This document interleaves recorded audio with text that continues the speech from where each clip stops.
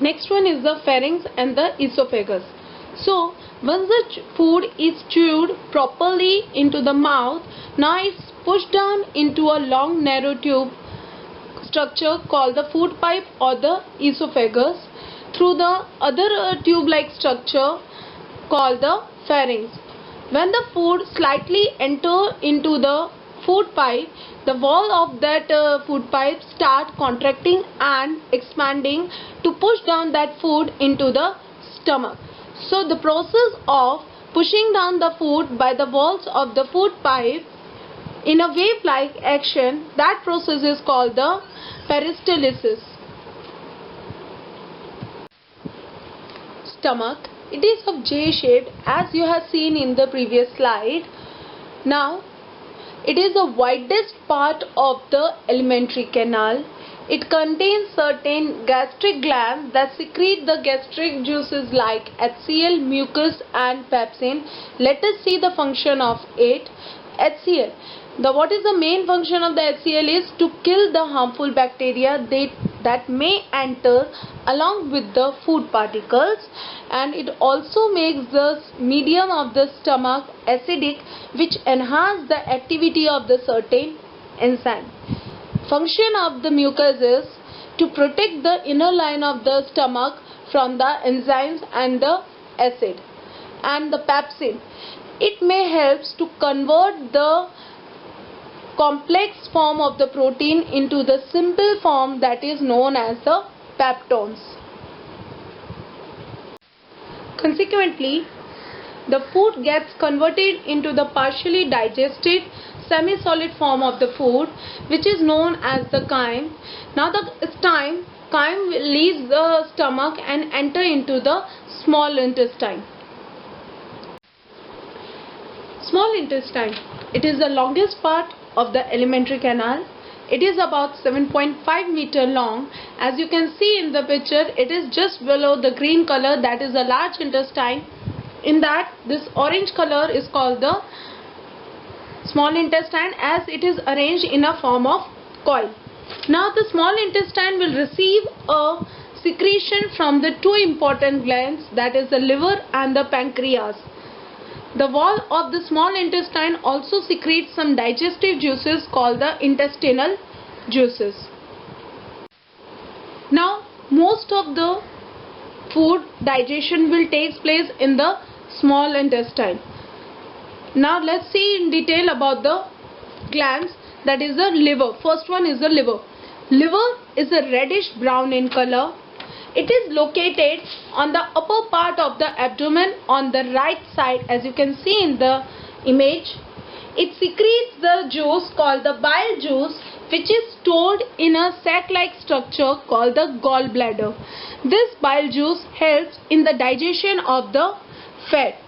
Now bile juice break down these big droplets of the fats into the small droplets and make their digestion and absorption easy. Pancreas. It is large cream color gland. It is located just below the stomach, as you can see in the picture, yellow color, that is the pancreas. Pancreas secretes the pancreatic juices and release that juices into the small intestine. This pancreatic juice acts on the carbohydrate and protein and convert them into the simple form. Third one is the intestinal juice. Now the partly digested food now reaches to the lower part of the small intestine. Digestion, which starts in the mouth, is completed in the small intestine.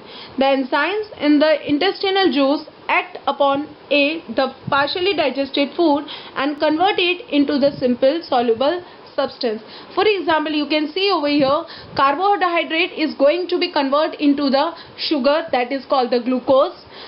Fats is going to be converted into the fatty acids and the glycerol. Proteins is going to be converted into the amino acids. All these are the simple form of it. Absorption in the small intestine. Now the two steps are going to be completed. Now it's the third step, absorption, which take place in the small intestine. So in the small intestine there is a finger-like projection called the villi. What it will do? It has the network of the thin and the small blood vessels called the capillaries. It provides a surface area for the absorption of the digested food. Now the villi will absorb that digested food and transport to the thin small blood capillaries and transport it to the different parts of the body. This food is utilized by the cell to release the energy. Once the absorption will occur, after that the assimilation.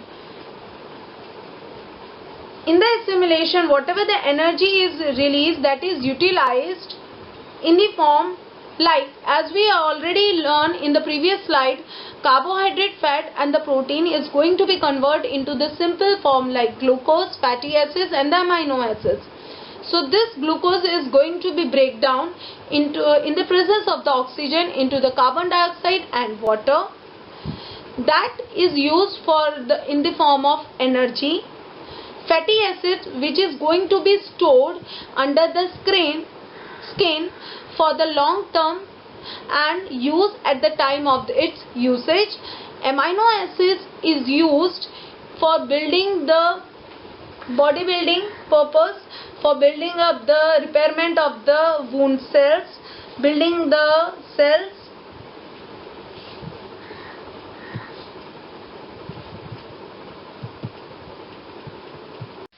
Before moving to the large intestine, let's just recall about the assimilation of the food.